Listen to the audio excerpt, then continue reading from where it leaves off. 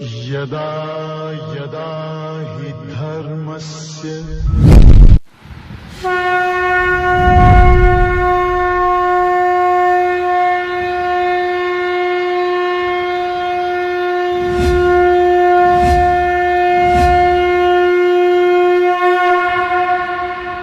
ओम ब्रह्मादिभ्यो ब्रह्म विद्या संप्रदाय कर्तृभ्यो वंश ऋषिभ्यो महद्भ्यो नमो गुरुभ्यः सर्वोपप्लवरहित प्रज्ञान घन प्रत्यगर्थो ब्रह्माहमस्मि सोहमस्मि ब्रह्माहमस्मि।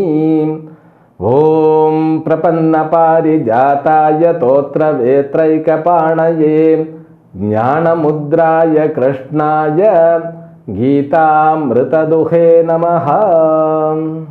May the Almighty Shri Lord Venkateshwara bestow all kinds of prosperity, health, wealth and eternal happiness with Paripurna Lakshmi Katakshams to you and the entire your family and friends. Let us begin Bhagavad Gita, verse number 8 of 12th chapter. Shri Bhagavan Uvacha Mayyeva Mana Adhatsva मयि बुद्धिं निवेशय निवसिष्यसि मय्येव अत ऊर्ध्वं न संशयः. Bhagavan Krishna explained about Nirguna Upasana from verse number 3 and 4. Then also he explained about the difficulties which is found while seeking Nirguna Upasana. Even people who have become matured enough in Saguna Upasana, in order to improve themselves to become as a Nirguna Upasaka, they find great afflictions, means great difficulties. And those difficulties are greater than the difficulties which they faced in the previous steps, because mind becomes blank. When we talk about Nirguna Swarupa of Brahman or Nirguna Swarupa of God, the people become blank. Their limited system is not allowing them to think beyond name and form. We have become habitual to think something with name and form. Even mind doesn't have the capacity to think something beyond name and form. Some people may also doubt whether the entity which is known as Nirguna Vastu is there or not.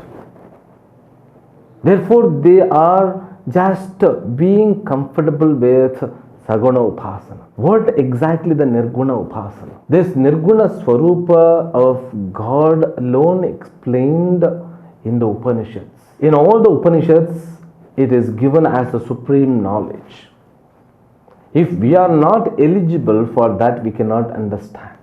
Therefore, the range of understanding of the Upanishads means knowledge of the Upanishads. It needs lots of preparations. Those preparations are prescribed in this Bhakti Yoga. We have already seen the bird eye view what Bhagavan brings as the steps. Bhagavan comes from higher level to lower level. When Bhagavan introduces this Nirguna Upasana is the supreme one to Arjuna, so that is the message for whole humanity. That is the final message and conclusion too. We have to accept. If we are not able to understand, we can accept, yes, that is the supreme goal of the bhakti, that is the highest bhakti, but I am not able to understand it. Then what? I have to make myself to be endowed with the efforts to reach there always. What exactly Nirguna Swarupa Bhakti means? Studying Vedanta, seeking help of Guru and studying Vedanta. So when God is accepted with name and form, we can worship Him. We can offer Padhyam Samarpayami, Argyam Samarpayami, Achamaniyam Samarpayami, and Naivadyam Nivedayami or Kalpayami. So all these activities can be done. And finally, after offering everything, I can also say Mangala Haratim Sandarishayami. then samasta pradakshina prarthana namaskaran samarpayami. I can offer whatever I want to offer. I feel comfort because I could understand. I could understand means I could see the God with name and form. It becomes easier for me to have the transaction. If God is without name and form, so how can I do all this transaction? I cannot do transaction. My mind becomes mum. My buddhi becomes struck and stunned. But Bhagavan Krishna, he brings in different way. I mean, the bhakti of Nirguna is not the bhakti which is dependent on karma. You need not to offer anything physically. You are going to offer ignorance. That is the Naivedyam in the bhakti of Nirguna Upasana. That is the high level bhakti. And Bhagavan is aware about the difficulties of the seekers. Therefore, he comes one step down. If you are not able to keep up with this Nirguna Upasana, you can be comfortable with Saguna Upasana. In the Saguna Upasana also, there are two kinds.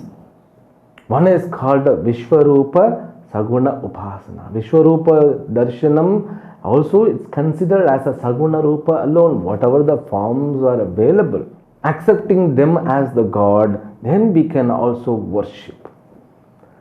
That worship also is what you can have Archana. Still you can offer Padhyam, Arghyam, Achaminiyam, Samarpayami. Then he becomes protected. That's what from verse number 6, 7, 8, Bhagavan talks about the Virat Saguna Rupa Bhakti. That is comfortable. If we compare with Nirguna Upasana, it becomes easier.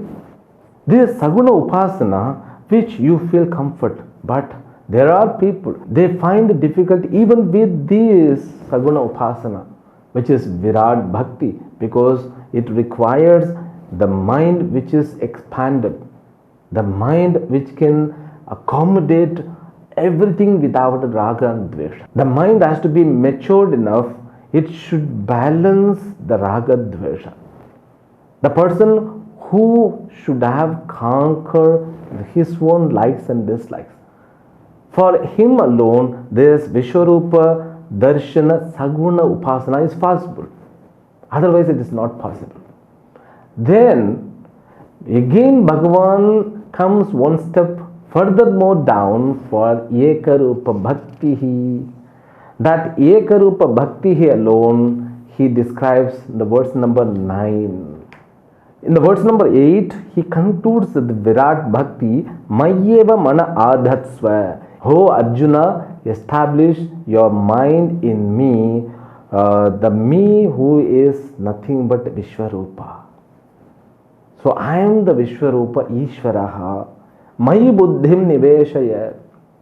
When you are able to accept, when you are able to generate a different perception, by accepting the fact Bhagavan alone means the Ishvara alone have been evolved as the Vishwarupa, then your buddhi becomes focused. You need certain point to focus your mind.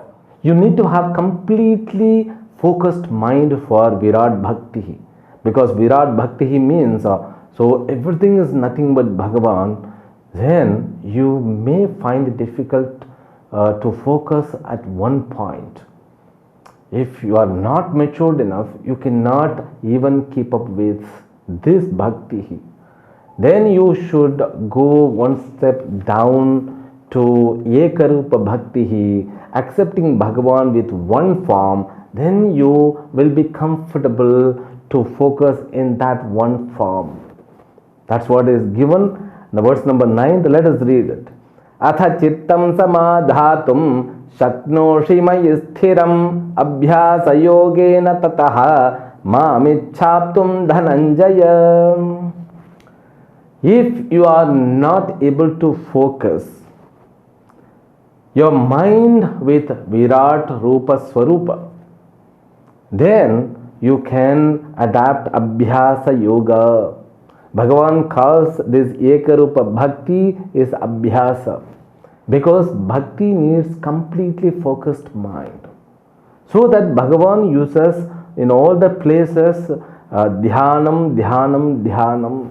In the previous verses also, he used Dhyayanta Upasate, Dhyayante Upasate. This Dhyayantaha means one who meditate upon. Bhagavan says meditation is not other than bhakti. Bhakti is known as meditation. Meditation is also known as bhakti alone. Without bhakti, meditation is not possible. Without focusing mind means dharana, dhyanam. So bhakti is completely not possible. And the word samadhi also is interpreted as the bhakti, the final bhakti, which is known as Nirguna Swarupa Bhakti, Nirguna Ishvara Bhakti. Therefore, Bhagavan says here, if you are not able to bring the dharana siddhi, better you select a form of mind. You can select any form of the God, then you can start practicing yourself to contemplate on that particular entity, particular deity. That's what the puja's benefit is. When you perform puja regularly, it means you are practicing your dharana to bring your mind and focus in one place. That's what the benefit of Ekarupa Bhakti. Bhagavan calls it Abhyasa. So that Abhyasa, so regularly when you start worshipping and focusing on one form of God, your mind gets that focusing capacity. That completely concentrated mind alone needs for Vishwarupa Darshana, Vishwarupa Bhakti or Virat Bhakti or Nirguna Bhakti. Finally, if you analyze the teaching method of Bhagavan Krishna, is nothing but is to turn our mind towards in from outside world. So slowly he brings that practice. We need to have focused mind for what? Not to get deviated by the worldly object. In the beginning you have to focus the mind, then after getting the concentration completely, then the mind is expanded. The mind is expanded with the focused aspects. This is like what? So when you are not focused, you are distracted. Through regular puja with Ekarupa Bhakti, you are trying to focus the mind. You fix every day 5 o'clock, you are going to perform puja. But mind won't listen all the days. There are 7 days in a week. So it will ask you to go somewhere else, One day let us chalo bhai. We'll go somewhere else. So we can give off, for puja. At least for a day, you need to have rest. You need to have entertainment by. The mind will start asking, then it will request in the beginning and it will start bugging and finally it will just, hit you from your mind. That's what mind becomes Rakshasa at that time. It won't allow you to have Abhyasa continuously. It will pull you towards the outside. Okay, chalo. So if you are going according to your mind way, but it won't allow you to stay in any places. That's what the glory of mind. It never permits us to stick with one point or one matter. If you go somewhere, the same mind which takes you to the cinema theater or the same mind which takes you to the place for sightseeing, it won't allow you to stay there. Being in that place, it wants you to take somewhere else. That's what the nature of the mind. That the real nature of the mind is to be transformed. It's to be changed completely. You have to bring the mind in one place and you should bring it on regular basis, so that mind will get rid of that habit. Then what? The same mind will work in positive way to accept, to think about the Vishwarupa Darshanam. That is what the fact is. For that alone, this Ekarupa Bhakti is suggested a lot. In all places, even after attaining the maturity for Vishwarupa Ishvara Darshanam, means Vishwarupa Ishvara Bhakti, Anekarupa Bhakti, even attaining the maturity for Nirguna Upasana, you can continue to worship Lord with Ekarupa Bhakti. We need not to give up the Ekarupa Bhakti. Let all limbs to be engaged with Bhagavan's Seva. That is the glory of the method, the steps of Bhakti Yoga. Nobody will come and file the FIR on you. So you have reached up to Nirguna Swarupa Upasana. Why are you continuing yourself with Ekarupa Bhakti? Nobody will ask. Nobody even will realize where you are, in which stage you are.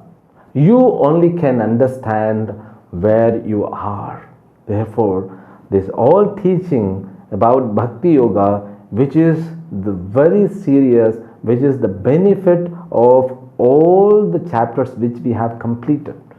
Now, Bhagavan has segregated all these 11 chapters into 5 steps. That's all. If you feel not fit for the highest bhakti called Nirguna Upasana, Arupa Upasana, then what? You should become one step down to adapt Vishwarupa Darshana, which is Aneka Rupa Ishvara Upasana. Still you feel not comfortable with that Upasana, you can come one step down. Furthermore, you can adapt Ekarupa Bhakti. So if you are not able to keep up with this Ekarupa Bhakti, so I am not able to continue with the Ekarupa Upasana, because you need to have certain concentration for even that Upasana.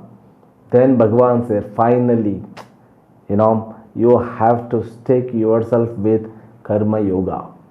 You just work for me. Abhyase apya samarthosi matkarma paramo bhava madarthamapi karmani kurvan siddhim avapsyasi. If you are not able to keep up yourself with the Ekarupa Bhakti, then finally you can follow matkarma paramaha. Even you are not able to follow Ekarupa Bhakti, then what? You can work for me. Just you work and you surrender all the karma phalas to me. Even you need not to surrender, just you can accept or you can understand, I am working for him.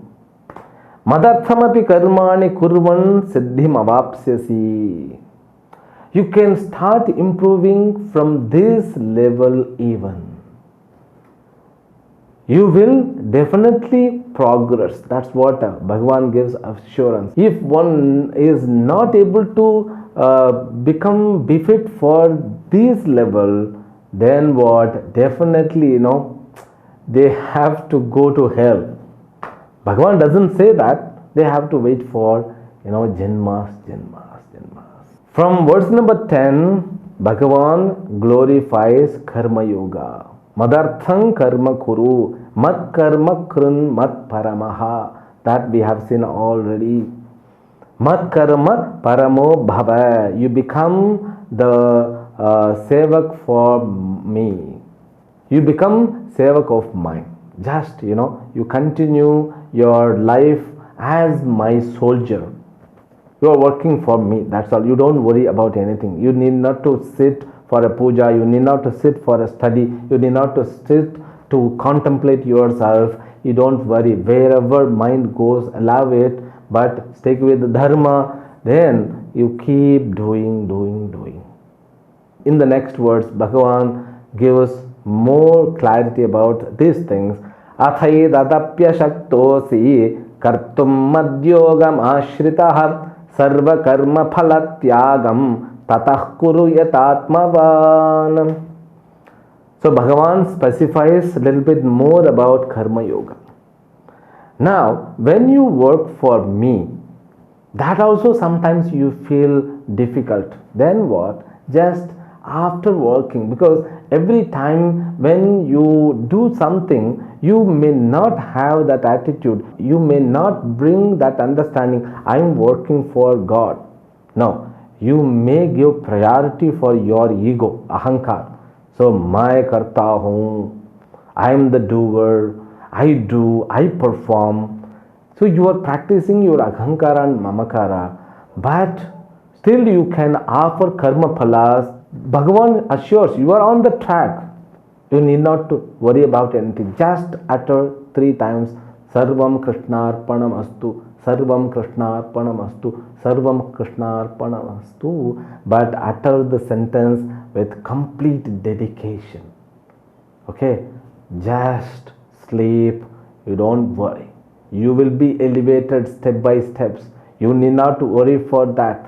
That's the duty of Bhagavan. I will take care. Don't worry. Bhagavan concludes whatever now he has given from verse number 2. He concludes as an order. Shreyo hi jnanam abhyasat jnanat dhyanam visheshyate dhyanat karma phala tyagaha Tyaga Chantiranantaram. Now Bhagavan glorifies all the steps by glorifying Tyagaha, Karma Phala Tyagaha. That is the beginning step, So this is a kind of, stuti by Bhagavan. Bhagavan glorifies, but in unique way, it's meant for Arjuna.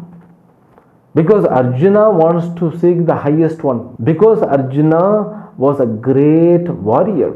Always he goes for the supreme one. Therefore he is thinking that supreme thing must be selected by me. But the spiritual activities requires more maturity. Without the maturity you cannot go to the next level. Therefore now Arjuna's mind has to be prepared for the beginning level. He should not have any complex. Means when you come to know about yourself, you are not fit for the supreme level, your mind may get inferiority complex. In the same way, Arjuna also may get inferiority complex. Therefore, Bhagavan glorifies this tyagaha so that you can keep up yourself confidently on the track. That's what Bhagavan is explaining now. We will see it in an elaborate way from next session. Harihi Om. Om Purnamadah Purnamidam Purnat Purnamudachyate Purnasya Purnamadaya Purnamevavashishyate. Om Shanti Shanti Shanti. Harihi Om. Shri Gurubhyo Namaha. Harihi Om.